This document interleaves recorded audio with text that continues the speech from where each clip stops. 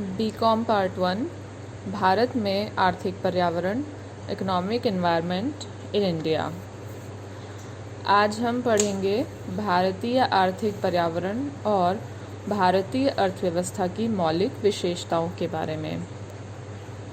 हम सभी जानते हैं कि भारत विशाल एवं विविधतापूर्ण अर्थव्यवस्था है, जहां एक और संपन्नता में विपन्नता, औद्योगिक पिछड़ापन, व्यापक बेकारी और भूखमरी है, तो वहीं दूसरी ओर बढ़ती जनसंख्या, रूढ़िवादी समाज, पिछड़ी कृषि, क्षेत्रीय एवं आर्थिक असमानताएं और बाजार की अपूर्णताएं देखने को मिलती है। भारत विश्व का सबसे बड़ा प्रजातंत्र एवं आध्यात्मिक गुरु होने के साथ साथ विकासशील देशों का हितचिंतक एवं मार्गदर्शक भी है। ऐसी विविध रूपी संस्कृति वाली भारतीय अर्थव्यवस्था में एक विकासशील देश के रूप में हमें निम्न आधारभूत व्यवस्थाएं या विशेषताएं देखने को मिलती हैं। पहली, भारत एक विशाल एवं विस्तृत अर्थव्यवस्था के रूप में। जैसा कि हम सभी जानते हैं, भारतीय अर्थव्यवस्था एक विशाल अर्थव्यवस्था है जो विश्व के उत्तरी गोलार्ध में 8 डिग्री 4 मिनट से 37 डिग्री 6 मिनट अक्षांशों तथा 68 डिग्री 7 मिनट से 97 डिग्री 2 मिनट पूर्वी देशांतरों के बीच फैली हुई है। ओखा से अरुणाचल तथा कश्मीर से कन्याकुमारी तक फैले भारत का क्षेत्रफल 32.9 लाख वर्ग किलोमीटर तथा जनसंख्या लगभग 136 करोड़ से अधिक है। क्षेत्रफल की दृष्टि से भारत विश्व में 7वां तथा जनसंख्या की दृष्टि से दूसरा स्थान रखता है। यह इसकी विशालता का परिचायक है। दूसरी, अर्धविकसित विकासशील व्यवस्था। भारतीय अर्थव्यवस्था एक पिछड़ी किंतु विकासशील अर्थव्यवस्था है। अर्थव्यवस्था में आर्थिक पिछड़ापन एवं दरिद्रता है, पूंजी निर्माण की गति धीमी, व्यापक बेरोजगारी, तकनीकी ज्ञान का अभाव, जनसंख्या का अत्यधिक भार और भुखमरी आदि के समापन के लिए योजनाबद्ध विकास द्वारा भारतीय अर्थव्यवस्था अब निरंतर आर्थिक विकास की ओर अग्रसर हो रही है। औद्योगिकीकरण, कृषि विकास, परिवहन एवं संचार विस्तार का मार्ग प्रशस्त हो रहा है। कृषि प्रधान अर्थव्यवस्था।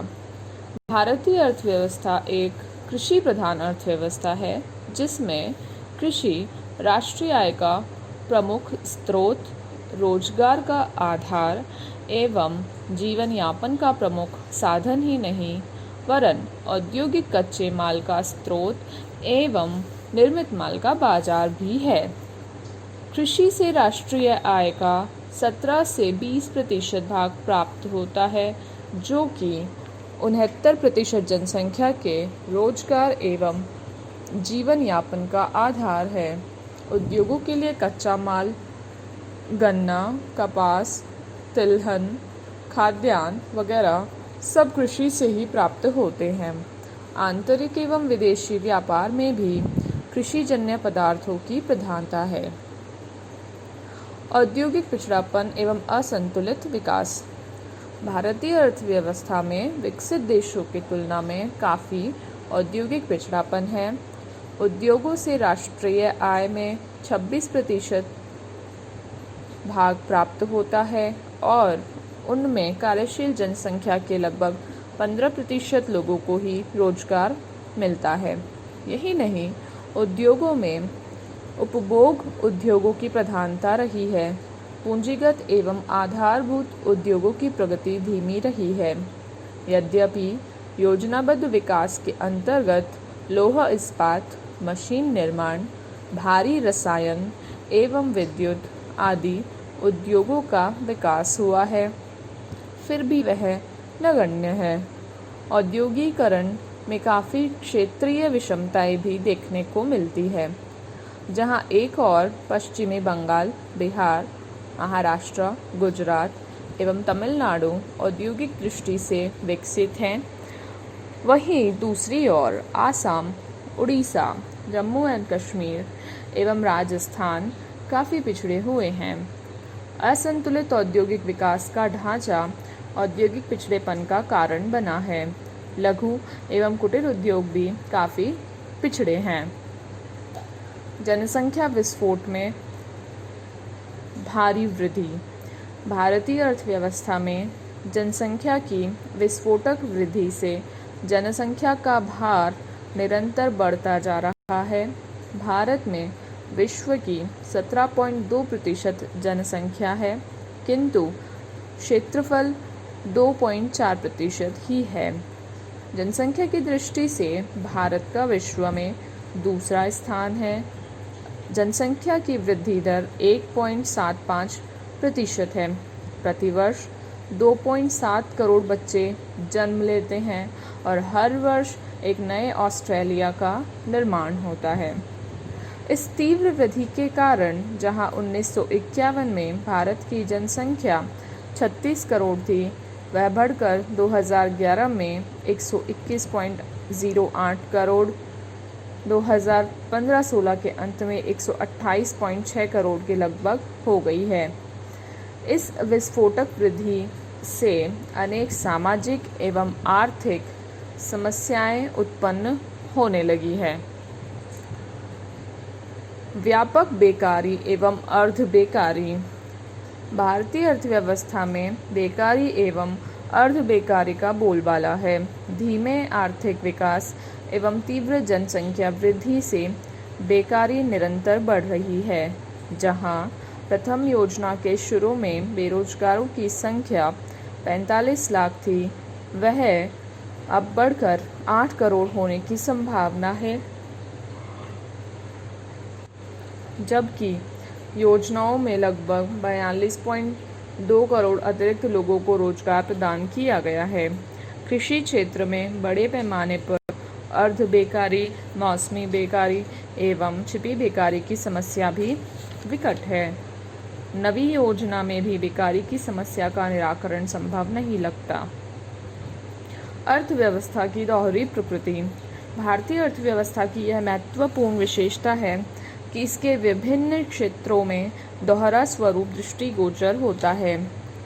एक और अर्थव्यवस्था का बृहत ग्रामीण क्षेत्र पिछड़ा, रूढ़िवादी, अनपढ़ एवं आधुनिक सभ्यता से परे लगता है। वहीं दूसरी ओर छोटे छोटे शहरी क्षेत्र विकसित, समृद्ध, शिक्षित एवं आधुनिक लगते हैं। जहां ग्रामीण क्षेत्रों में बैलगाड़ी, खच्चर एवं ऊंट हैं, तो शहरों में रेल, मोटर एवं वायुयान तक की सुविधाएं हैं। जहां एक और बड़े पैमाने के विशाल आधुनिक कारखाने हैं, तो दूसरी ओर लघु एवं कुटीर उद्योगों की प्रधानता है। एक और धनी एवं विलासितापूर्ण जीवन है, तो दूसरी ओर आर्थिक दरिद्रता, भुखमरी एवं बेकारी है। कुछ लोग अधिक खाने से मरते हैं, तो अधिकांश लोग अभावों से मरते हैं। राष्ट्रीय आय एवं प्रति व्यक्ति आय का निम्न स्तर। पर्याप्त आर्थिक विकास के अभाव में भारतीय अर्थव्यवस्था में राष्ट्रीय आय और प्रति व्यक्ति का आय का स्तर विकसित राष्ट्रों की तुलना में काफ़ी नीचा है। 2014 में क्रय शक्ति समता, परचेजिंग पावर पैरिटी के आधार पर जहां अमेरिका में प्रति व्यक्ति आय $52,947, जापान में $38,360, चीन में $12,547 थी, वहीं भारत में $5,497 ही रही। 1950-51 में भारत की राष्ट्रीय आय चालू मूल्यों पर 10,360 करोड़ रुपए तथा प्रति व्यक्ति आय मात्र 274 रुपये थी।